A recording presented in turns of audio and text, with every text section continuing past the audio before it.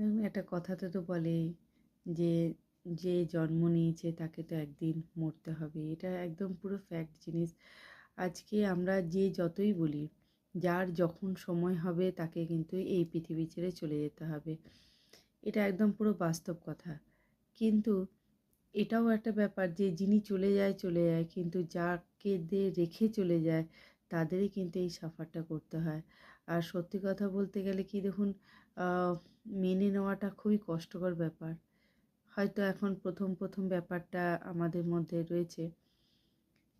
আমরা মানে ভাবতেও পারছি না, এখনো পর্যন্ত কেউ রিয়ালাইজ করতে পারছি না যে মা আমাদের মধ্যে নেই, চলে গেছে। কিন্তু কিছু করার নেই। সময়ের খাতিরে সবকিছু মেনে নিতে হবে। যেমন চলছে তেমনি মানুষকে চালিয়ে যেতে হবে। সবকিছুই করে যেতে হবে।